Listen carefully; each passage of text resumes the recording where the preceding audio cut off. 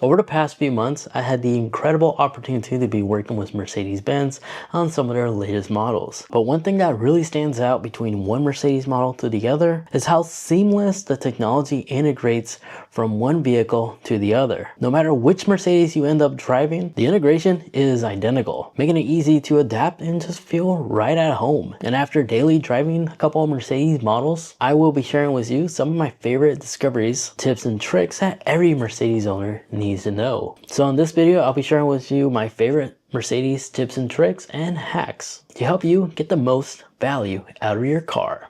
Let's begin. And of course, timestamps will be in the description down below, but we are starting off with the climate control menu. The beauty about the climate control menu is the capability to just simply long hold to quickly jump from one temperature to the other. Yes, it is a digital display, but I feel like this shortcut is crucial to be aware of instead of having to spam the down arrow or up arrow just to increase your temperature. And this also works with the fan control as well. And then on some Mercedes model, by simply long holding the climate menu, it will automatically synchronize your fans, your temperature all together instead of manually selecting synchronize. And then as an added bonus, you may have ambient lighting in your Mercedes. If you do, you may have noticed that it does adapt to the temperature you are adjusting to. So if you decrease the temperature, it'll change into a blue color, and increase the temperature, it'll change to a red color, letting you know that at least you are indeed hitting the correct temperature if you're just relying on your peripheral.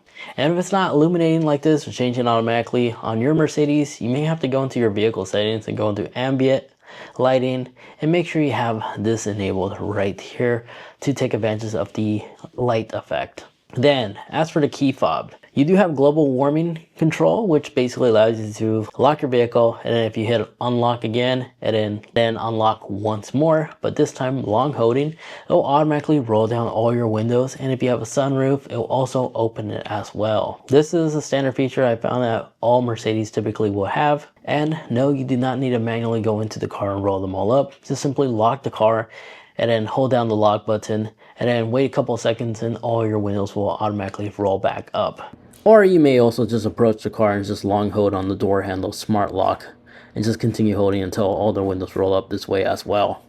But that's not exactly what I want to go ahead and show you.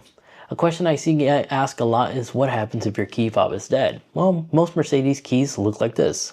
You simply press down on this button and your valet key will come out. If you pop open the door handle, you'll see like a keyhole indicator. You may need to remove a cover if it tells you to, but in most Mercedes, it's just a little hole. You simply just insert the valet key here, and you have access to the interior of your car. And then with the dead key fob, just look for the key icon in your center console, rest the key right here, and you'll be able to start up your Mercedes with a dead key fob.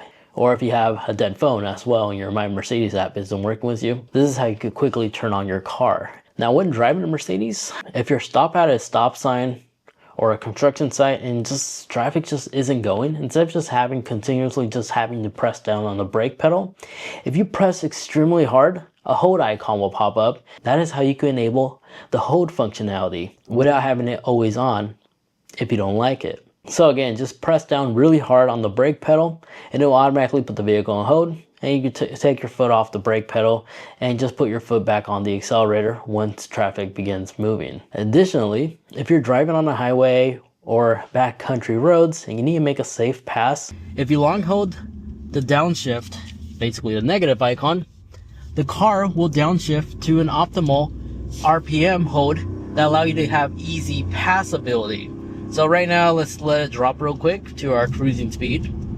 3,000, 2,000 RPMs. All right, there's a semi going super slow. Just long hold. Automatically downshifts to the lowest gear, so we have power when we need it. And once we're done, long hold plus, and we'll automatically start shifting back to automatic. I love that. You do not need to be in sport mode to have access to it. We are cruising in comfort mode, and now we're in eco. This is much faster than having to manually switch to sport mode and wait a few seconds for the computer to understand what you're trying to do. Now, another useful thing on Mercedes is when you hit reverse, the passenger side mirror will automatically roll down, allowing you to see the line in case you're backing up to a parking spot. This way you don't end up scratching your rims or anything like that, or you're just trying to line up to the parking line when parking. If your Mercedes isn't doing this, it's probably due to the fact that you have the wrong mirror selected. You see, this will only be enabled if you make sure that the last selected mirror button is the right one that's highlighted. So if you leave it like this, and now when you hit reverse, it'll automatically tilt down your passenger mirror so you can see better, and will automatically roll back up once you're driving. But if you don't like the roll down functionality, you can always leave it on the left side and it'll be fixed by default. Now, if you have a convertible and you find that the large screen right here is having too much glare, just hit this button and it will tilt the screen, hopefully eliminate that glare from happening. But now, since we're back in the main screen of our device, Control Center, slide down, will show your notifications, and the vehicle button over here will have quick access to your lane keep assist, where you can turn it on and off, as well as your tow away functionality. This is good to know if you have an electric Mercedes-Benz. But when it comes to overall personalization, there's a couple of powerful tools you need to definitely know. Because yeah, simply long holding allows you to rearrange all your apps, but you can also do the exact same thing on your drive modes in your dynamic section. It's just long hold and you can customize it to your own personal preference. I like to keep Eco and Sport right next to each other, so it's just a single press.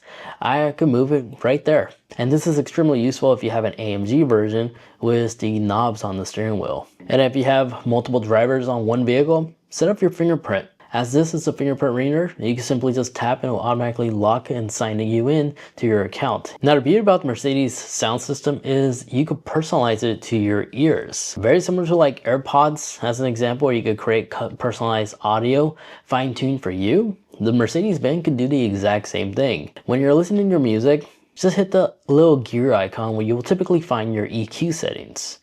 You see, by simply going into sound profile, this is where you could create that personal sound profile. So you have to have the vehicle in park to have access to this. So we just put the vehicle in park and tap the gear icon. You can either modify your existing one or tap reconfigure, and it's going to play like a series of songs. So if we hit yes, it'll walk us through the whole personalization ability. And the way it works, it plays a series of musical instruments and you just adjust the volume to your personal preference.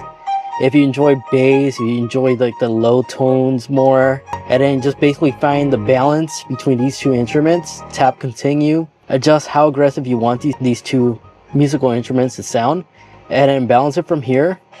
And then you have drums, and then it could be more bass focused, more intense, more bright, or more vocal focused, and just keep moving around until you find the sweet spot to your personal preference. And then you could adjust how aggressive you want the surround sound to be. And then tap continue if you want a more natural sound, soft, warm, pitch. It's really amazing. And here you can select between the original playback, how it used to sound like, and then the outcome that we created, and then tap finish, and that's it. So now whenever you listen to your music, the EQ setting is personalized to your ears. Much better than traditional EQ settings, which just gives you access to this. This, at least you could add your personality to your surround sound system, as if it was tuned by a audiophile. This is right here. A long hold on the voice speaker icon will activate your virtual voice assistant on your phone. And in a short hold, you can either say My Mercedes to activate it, or you could do a short press and it will also activate it as well. And then if you're using maps as an example, and we set directions somewhere, this might be just a blur, but I've hit go and we have the voice prompt activated. It's south on Finament Road. When it's speaking, just lower the audio and you could adjust the audio for the voice only, not your overall volume level, you know. This works for both Google and Apple Maps or any other third-party map that you're using, and as well as the virtual voice system for this card too. Now, if your vehicle does have a trunk, let's say it's an SUV, if you like to program the height, just move it to the desired height, tap the stop button, and then long hold again. Then the car will beep, and that's the save height for the tailgate. And now if we open it, it'll stop where we last left it. Now here's a fun one. If you have a sunroof on your Mercedes and you accidentally leave the sunroof up, if it starts raining, utilizing the rain sensing sensors for your wipers, it will automatically detect that it's raining and will automatically close the glass roof automatically, so you don't have to worry about having water in your interior. It's just unfortunately this does not work with convertibles. And there we have it. Those are a handful of amazing tips and tricks and hidden features I discovered after daily driving these amazing Mercedes-Benz models. If there's some features I might have missed or you know that you'd like to share with everybody else, feel free to comment down below for the rest of us, as that'll truly be helpful. And if you enjoyed this type of video, like what I do, be sure to leave this video a like, as that not only helps out the channel, but also allows this channel primarily to be driven by you guys, the viewers, which is why you don't see integrated brands for like VPNs or sponsorships on my videos. So thank you to those that continue hitting the like button and continue supporting the channel. But other than that, my name was Eddie, and thank you so much for watching. But real quick, there's one more thing. Before you click off, if you have Apple CarPlay or you're using Android Auto, watch this video for Apple CarPlay where I show you some hidden features that Apple CarPlay can do that's not enabled by default. Trust me, there's some very useful ones. And don't worry, if you're an Android user, I have you covered in that video over there as well. Thank you so much for watching.